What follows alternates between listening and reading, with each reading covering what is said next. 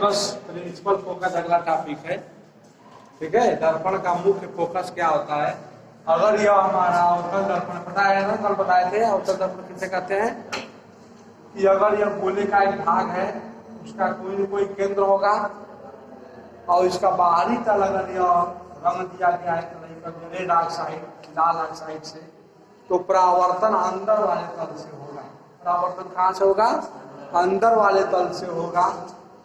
अगर यहाँ मान लो प्रकाश की कोई किरण जो वक्रता केंद्र और यह ध्रुव है, और हमारा यह कोण और यह क्या है, दर्पण का द्वारक है, तो इन दोनों के मध्य बिंदु को पोल कहते हैं, ध्रुव। क्या कहते हैं? पोल, मतलब पी से पढ़े कहते हैं ध्रुव। और ये वक्रता केंद्र सी है। तो अगर मुख्य अक्ष के समांतर सीपी से होकर जाओ रेखा क्या कहलाती है? मुख्य फोकस कहलाती है। क्या है? मुख्य फोकस कहलाती है। तो मुख्य अक्ष के समांतर अगर कोई प्रकाश की किरण आ रही है, तो जिस बिंदु पर एक किरणें मिलती हैं या मिलती हुई प्रतीत होती है, तो प्रकाश की किरण मुख्य अक्ष के समांतर आ रही है, तो यहां से आने वाली इस बिंदु पर परावर्तक पृष्ठ पर आपतित होंगी, और आपतित होने के बाद यह क्या होगी? इस बिंदु से होकर के जाएगी। मतलब ये दोनों किरणें, वह दर्पण का मुख्य फोकस कहलाता है। दर्पण का मुख्य फोकस कहलाता है। इसे ठीक है, तो यह तो वास्तव में मिल रहा है किरणें, तो वास्तविक प्रति मतलब अवतल दर्पण अंदर है। अवतल दर्पण तो मुख्य अक्ष के समांतर प्रकाश किरण आ रही है, तो यह जिस बिंदु से होकर जाएगी वो मुख्य फोकस कहलाएगा। क्या कहलाएगा? यही हमारा मुख्य फोकस है। क्या आ जाएगा? मुख्य फोकस। यह वास्तविक रूप से मिल रहा नहीं, वास्तविक यह है। लेकिन अगर प्रकाश की किरणें अवतल दर्पण, उत्तल दर्पण, या हमारा मान लो अंदर वाला तल ड्रा कर दिया गया है, कर दिया गया है, ये उत्तल दर्पण हो गया। अब इसका उभरा हुआ पृष्ठ परावर्तक तल हो गया। अब यहाँ मान लो कोई प्रकाश की किरणें यहाँ आ रही है, तो इसमें उत्तल दर्पण में क्या होता है? आभासी प्रतिबिंब बनता है ना, तो ये किरणें फिर किसमें हो जाएगी? मुख्य अक्ष के समांतर प्रकाश की किरणें आ रही है, ये भी तो जो है कि फोकस होकर जाएगी। तो फोकस होकर जाने का मतलब ये होगा, ये किरणें यहाँ से यह निकल जाएंगे और यह निकल जाएंगे, निकल गई। अब ऐसा प्रतीत होगा कि किरणें जो है फोकस यही बिंदु यहाँ से न आकर के इससे होकर के गुजरे प्रतीत हो रही है, तो यह हमारा मुख्य फोकस है। उत्तल दर्पण, उत्तल दर्पण का मुख्य फोकस है। ठीक है, चालू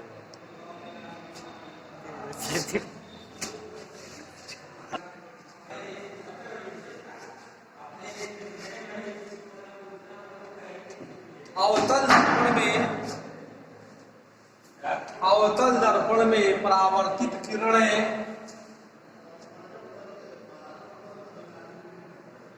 फोकस एफ पर, मुख्य फोकस एफ पर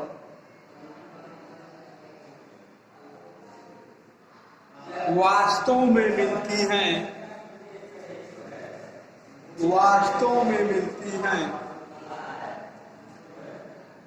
अवतल दर्पण। जबकि उत्तल दर्पण में किरणें, जबकि उत्तल दर्पण में किरणें फोकस से आती हुई प्रतीत होती हैं, फोकस से आती हुई प्रतीत होती है।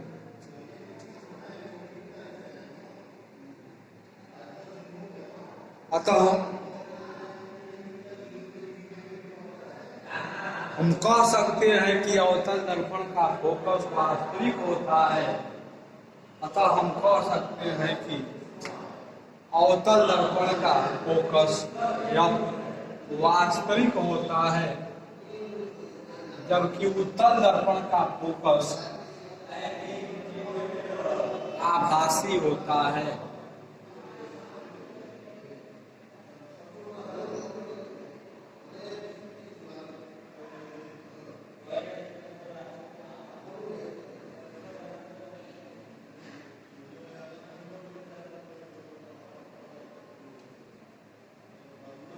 अब यही एक बार और ध्यान दे दो, अगर हम पोल को, ध्रुव को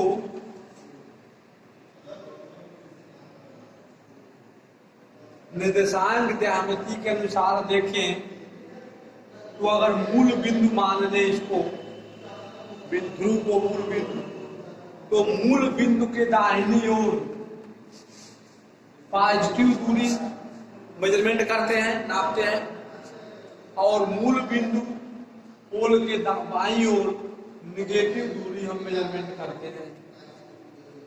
तो यहाँ हमें पाएंगे कि अवतल दर्पण की जो फोकस दूरी है, ध्रुव और मुख्य फोकस के बीच की दूरी को फोकस दूरी कहते बताए थे, और इसे स्मॉल एफ से प्रदर्शित करते हैं, इसे स्मॉल एफ से प्रदर्शित करते हैं। तो यहाँ देखो, मूल बिंदु से जब यह दूरी नापोगे, जो ये दूरी है, ये क्या बताएगी? निगेटिव बताएगी। इसका मतलब अवतल दर्पण की फोकस दूरी निगेटिव होती है। या तो क्या लिखोगे, कभी लिखना होगा तो अवतल दर्पण की फोकस या लिखोगे क्या? निगेटिव। ठीक है, अब इसमें आ जाओ, लगे हाथ। उत्तल दर्पण में मुख्य, ये दो ध्रुव है, इसके बिंदु को पोल मान लो, मुख्य मूल बिंदु मान लो, तो इसके बाईं ओर निगेटिव दूरी होगा। क्या होगा? नेगेटिव दूरी, और इधर पॉजिटिव दूरी हो जाएगी। इसका मतलब ध्रुव और मुख्य फोकस के बीच की दूरी जो यहाँ पर है, तो क्या हो जाएगी? पॉजिटिव हो जाएगी, है ना। तो अवतल दर्पण जो है, ये क्या है? नेगेटिव होता है फोकस दूरी, और उत्तल दर्पण की फोकस दूरी पॉजिटिव होती है। कोई क्लियर? अगला टॉपिक है फोकस दूरी, फोकल लेंथ। उसमें दो लाइन नोट कर लो। दर्पण के ध्रुव से मुख्य फोकस, दर्पण के ध्रुव से मुख्य फोकस के बीच की दूरी को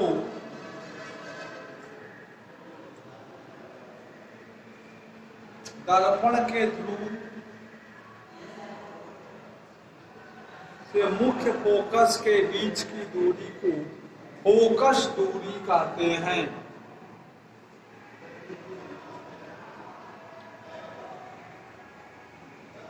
इस प्रकार हम पाते हैं कि इस प्रकार चिन्ह परिपाटी के अनुसार, इस प्रकार चिन्ह परिपाटी के अनुसार, चिन्ह परिपाटी के अनुसार, तो थोड़ा तेज लिखा कोशिश करो, के अनुसार हम पाते हैं कि अवतल दर्पण की फोकस दूरी, अवतल दर्पण की फोकस दूरी ऋणात्मक होती है, जबकि उत्तल दर्पण की फोकस दूरी धनात्मक होती है, जिसे निम्न चित्र में दर्शाया गया है, जिसे निम्न चित्र में दर्शाया गया है।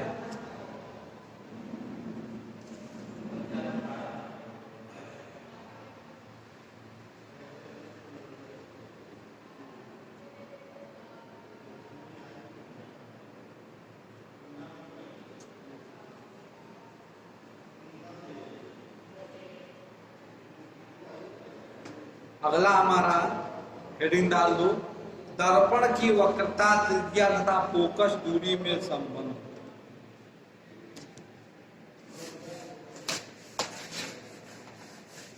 अगला हमारा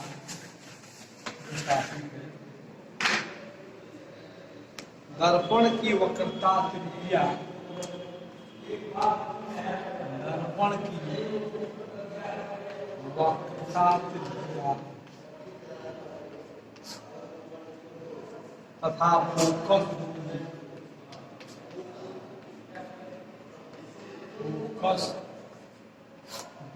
में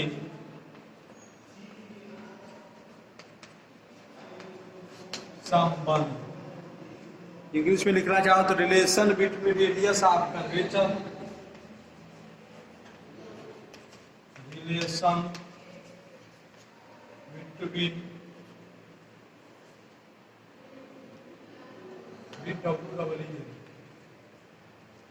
between radius of curvature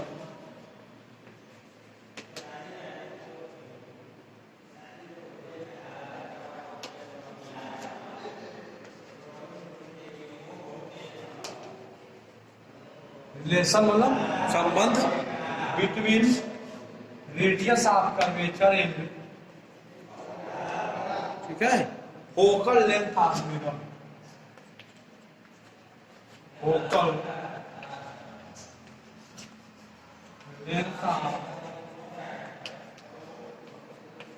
mirror, यह हमारा संबंध है। इसमें दो लाइन नोट कर लो।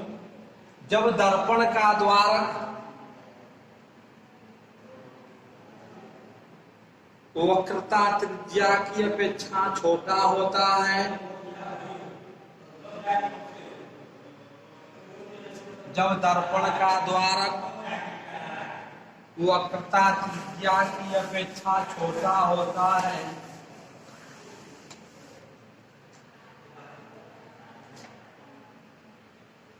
तो फोकस दूरी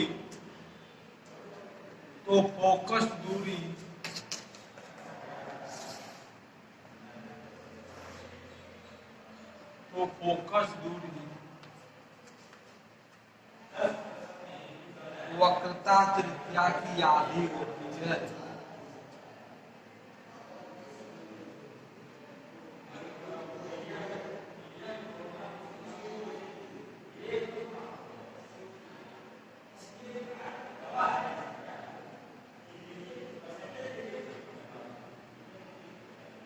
निम्न चित्र में M1 व M2 एक अवतल दर्पण लेते हैं,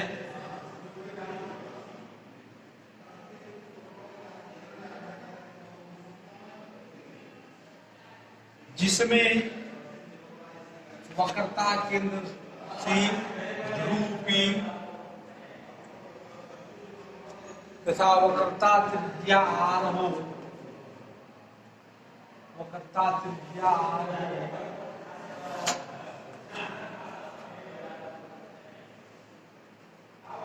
तथा फोकस दूरी F हो, तथा फोकस दूरी F हो,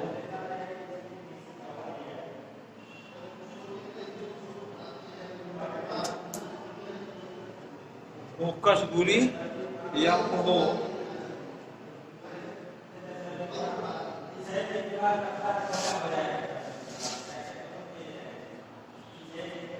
ये कहा गया है। ध्यान दो, अगर कोई अवतल दर्पण हम ले लिए जिसका वक्रता त्रिज्या अधिक हो, किससे? इसके द्वारक से, जो काटा गया भाग है M1 M2 द्वारक है ना, यह वक्रता त्रिज्या की अपेक्षा छोटा हो, मतलब बहुत बड़ा यह गोला ले लिए, इसमें से थोड़ा सा भाग काट लिए, त्रिज्या से क्या हो, R से कम ही हो, तब उस स्थिति में तो यहाँ से वक्रता त्रिज्या और इसके बीच की दूरी, यहाँ से कोई भी गोला लोगे तो हमेशा ये दूरी तो बराबर ही होगी, त्रिज्या तो बराबर होती है वृत्त की ना, तो यह R हो गई, त्रिज्या R हो गई, यहाँ से यहाँ तक दूरी। और अगर मुख्य अक्ष के समांतर कोई प्रकाश विकिरण आ रही है तो आने के बाद एक किससे होकर जाएगी, मुख्य फोकस से होकर चली जाएगी, कोई दिक्कत? तो जिस बिंदु पर काटेगी और ध्रुव से उस बिंदु के बीच की दूरी अगर एक फोकस है तो ध्रुव और उसके बीच की बिंदु की दूरी क्या हो जाएगा, यहाँ हो जाएगा फोकस। तो यह कह रहा है कि वक्रता जो फोकस दूरी हमें यह मिलती है वह वक्रता त्रिज्या की आधी होती है। ये सूत्र हो या फिजिकल टू आर बाई या physical two R by two या R equal to two R बराबर इतना हो जाएगा, बच्चे करोगे तो 1 आ जाएगा तो 2। लेकिन ज्यादातर इसी का यूज किया जाता है, भूल जाता है कि आर बराबर एफ ना टू होगा कि एफ बराबर आर बाई टू। एग्जाम में जब जाओ कंफ्यूजन हो जाता है, कई वो एक ही मोबाइल देता है आर बराबर 2 एफ है ना। तो उसके लिए याद क्या करना है, ये देखो बड़ा है ना और आर छोटा है ना, तो आर बाई 2 का तो इसके दोनों को क्या हो जाएगा है ना, वो दिखा।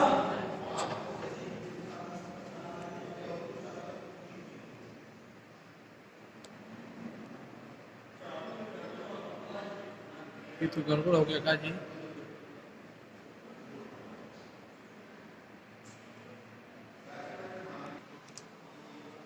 गोलीय दर्पणों से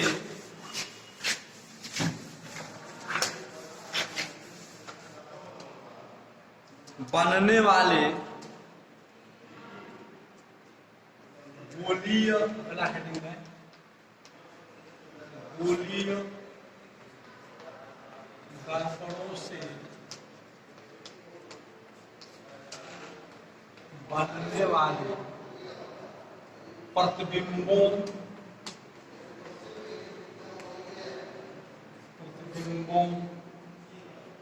को खींचने के लिए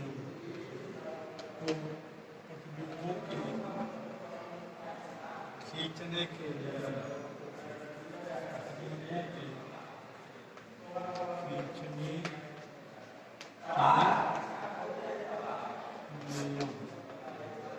ठीक है। उसे पहला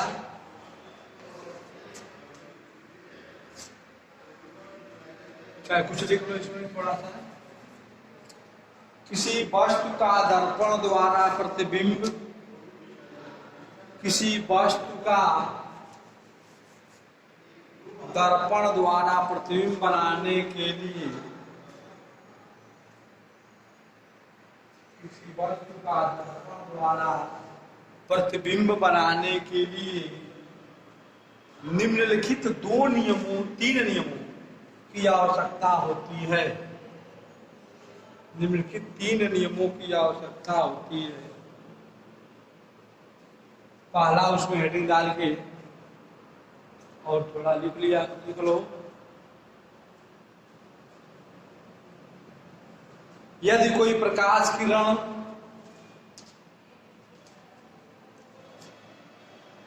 दर्पण के मुख्य अक्ष के समांतर, दर्पण के मुख्य अक्ष के समांतर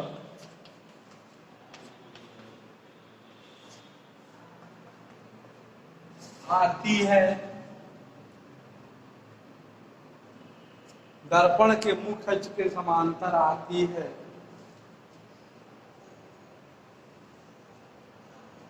तो परावर्तन के पश्चात, तो परावर्तन के पश्चात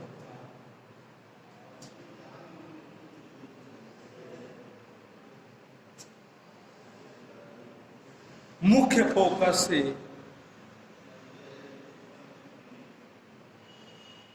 होकर चली जाती है।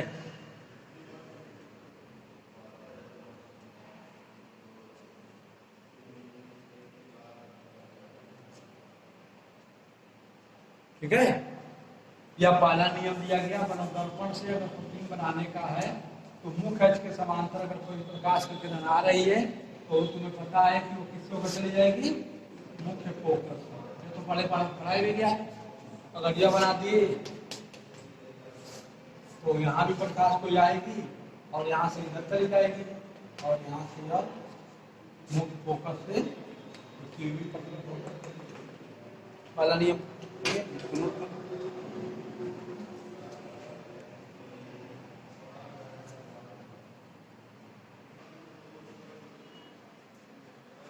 अब दूसरा नियम, मुख्य फोकस में से होकर दूसरा लिखो मुख्य फोकस में से होकर जाने वाली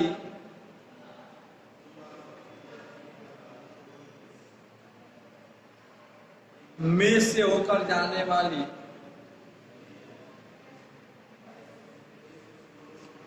या मुख्य फोकस की ओर जाने वाली या मुख्य फोकस की ओर जाने वाली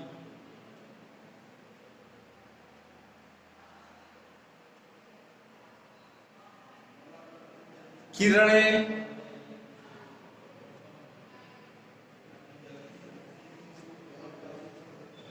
दर्पण से परावर्तित होकर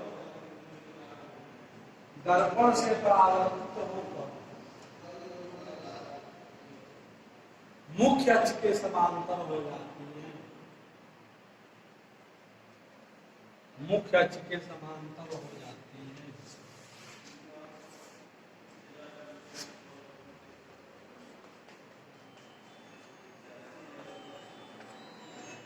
ये कौन सा दर्पण है? अवतल दर्पण। तो अभी बताया गया है कि अगर मान लो कोई किरण जो है कि मुख्य अक्ष नहीं है तो फोकस से अगर होकर के कोई किरण आ रही है, कोई प्रकाश वस्तु से किरणें आ रही हैं होकर के और फोकस से किरण आ रही है, मान लो फोकस, तो यहाँ इसके परावर्तक तल तो कहीं न कहीं टकराएगी और जब यह बाहर का तल चला ही रहेगा तो क्या हो जाएगी? किससे होकर जाएगी? मुख्य अक्ष के समांतर हो जाएगी। ठीक है, ये हमेशा याद रखना कि अगर समांतर आ रही है किरण तो फोकस हो जाएगी, फिर फोकस आ रही तो समांतर हो जाएगी। क्या होता है? तो मुख्य फोकस से आ रही है, अगर मुख्य फोकस की ओर आ रही है उत्तर दर्पण भी बताया गया है। यह आई जाओ, ठीक है, तो कहां चली जाएगी? इस तरह, ठीक है, बना बना के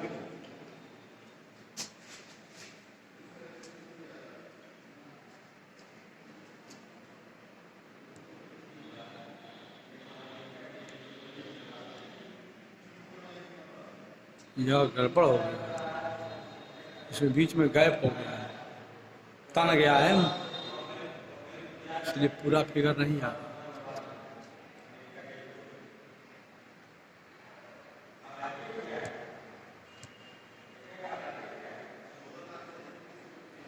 हम घर में फिगर बना देते हैं, जानते हो दिक्कत क्या हो रहा है? अब वहाँ धीरे धीरे बोलना पड़ता है, क्लास है, अब घर पर रात में बोलेंगे तो कहेगा की जवाब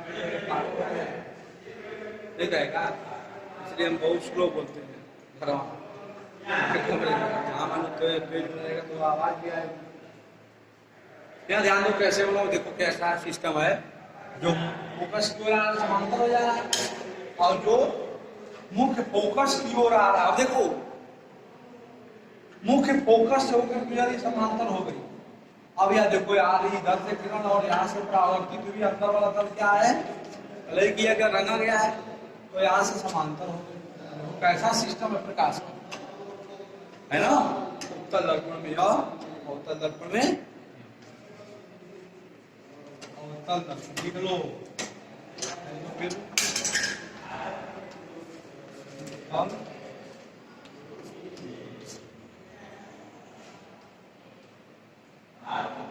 अब एक लास्ट है तीसरा पॉइंट,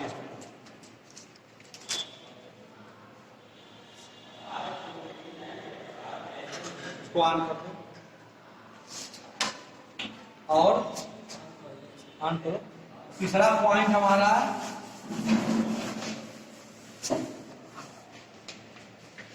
यह है कि अगर कोई प्रकाश किरण, नोट करो,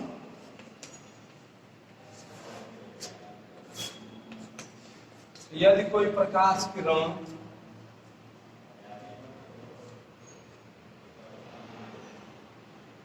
वक्रता केंद्र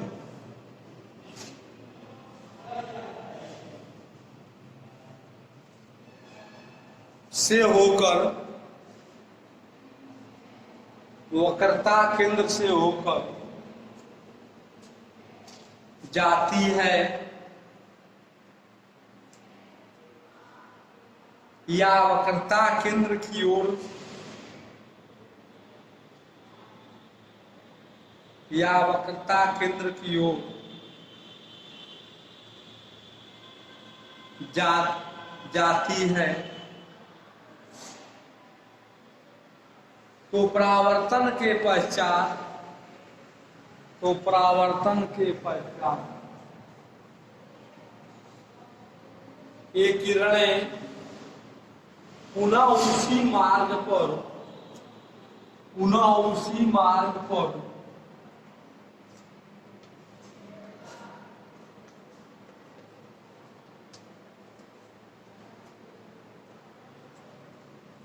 वापस लौट जाती है।